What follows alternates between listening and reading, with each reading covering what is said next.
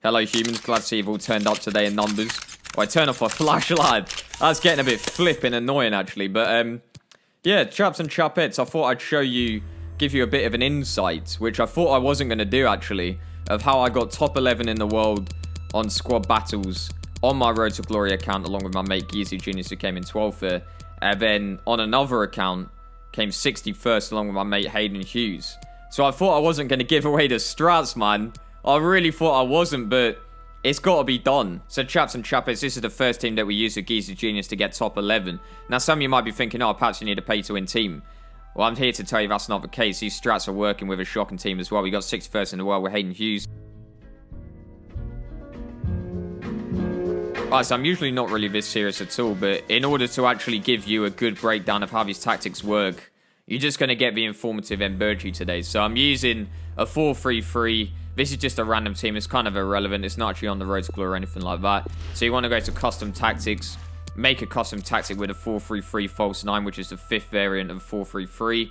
You've got the defensive style and balance. Now, you might be saying, why don't we use press after possession loss, which is actually what Guardiola would have done in this formation under Barcelona back in the day, which is when you press for about 7 seconds after losing a ball. And yes, this works obviously really well in real life, but the AI just don't really do it that well, man. I don't trust the AI.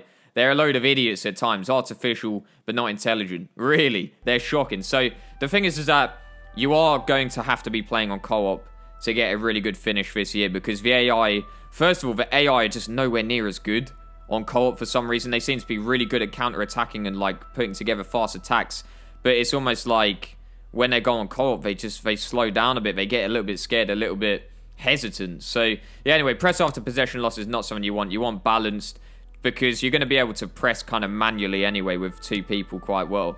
So width you're going to put on 4, just because I feel like they're most dangerous down the middle. They're most dangerous down the middle of a pitch, especially if you allow them to get in around the edge of a box.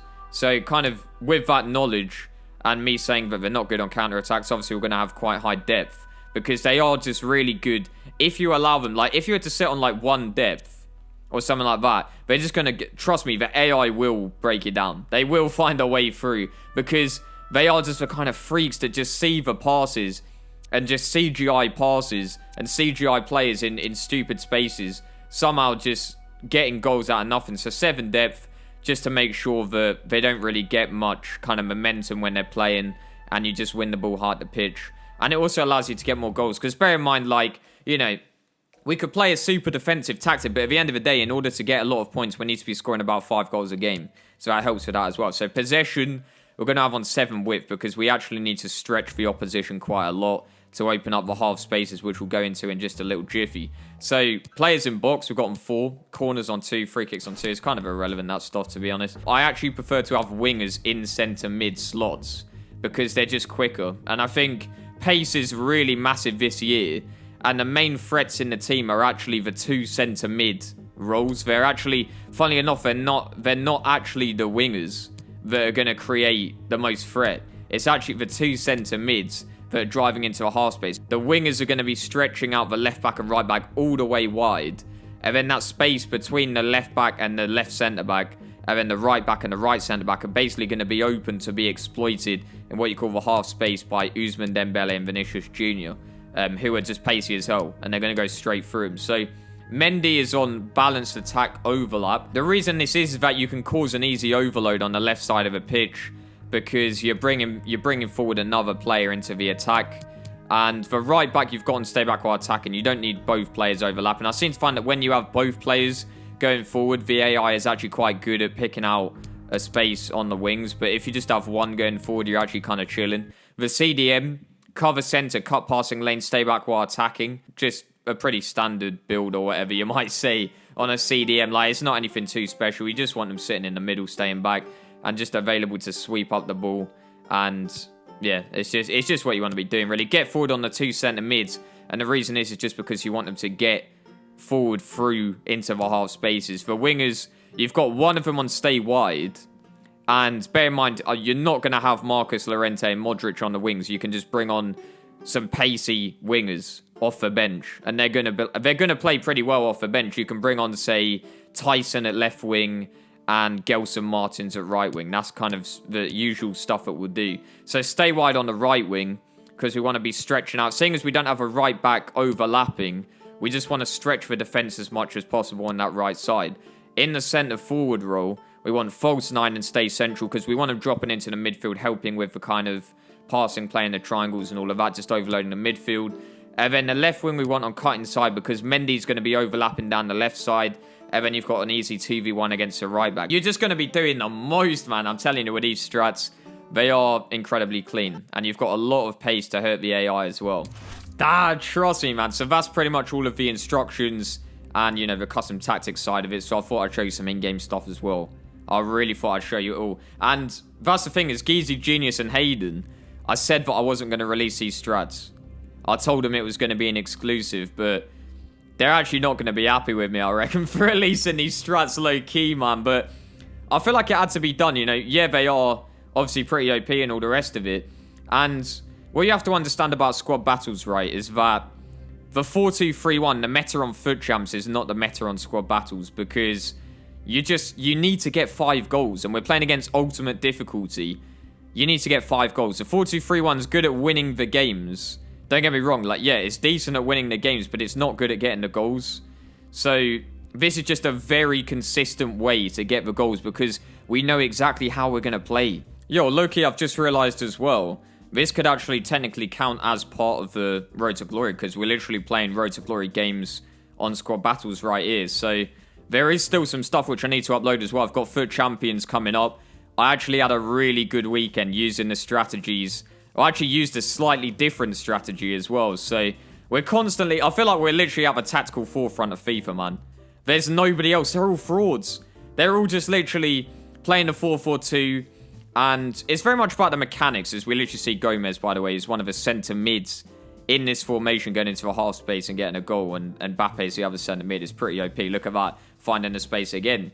But yeah, there's like... Everyone else is pretty much just training up the mechanics. And I don't have the effort. I just don't have the passion for getting the mechanics up. I have the passion for the strats. We're very much kind of waging war strategy against mechanics this year.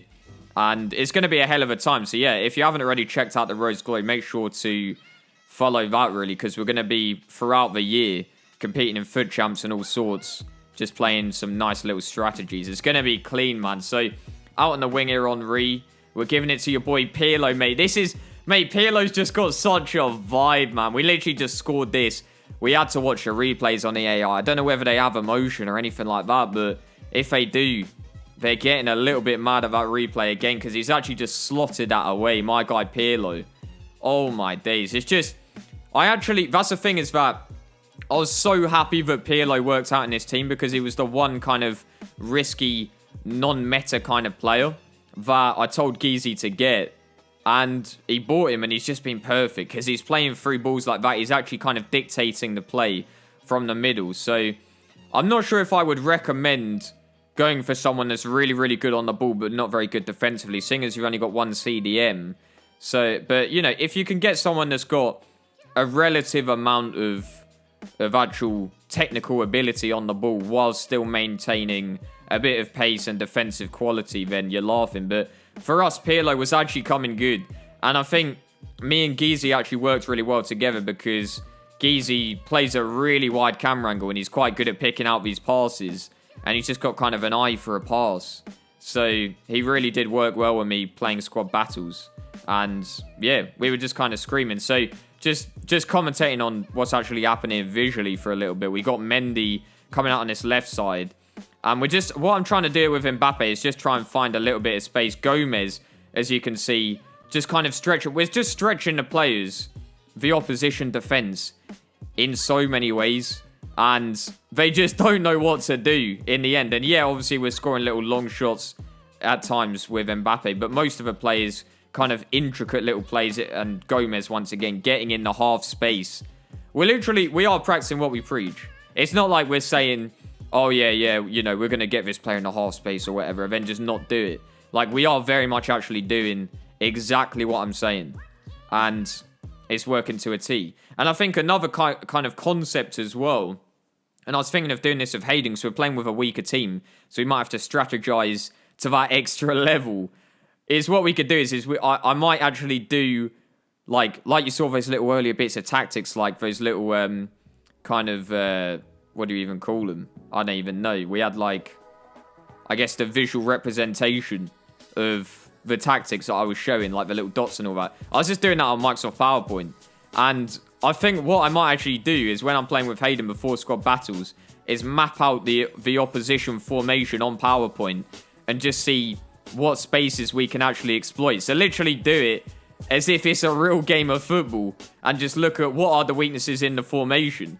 So there you have it, chaps and chapettes. In the end, we did end up finishing top 11 on FUT Champs. I think, oh yeah, top 5 here or whatever, but we ended up going down. And the thing is that we could have actually done much better as well. There was a poor bit of form from us at times, but nonetheless, chaps and chapettes, if you want to see more, check out the Road to Glory, because I'm going to be opening the rewards. We're going to be just getting the strategy going all year. It's going to be sick. So chaps and chapettes, I'll see you in a jiff. Oof.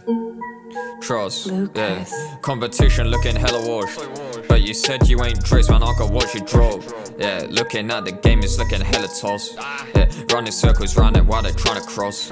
Yeah, fast creative players, I'm on $10. Yeah, this year I'm playing, smashing hella pros. Yeah, about to witness one tactic.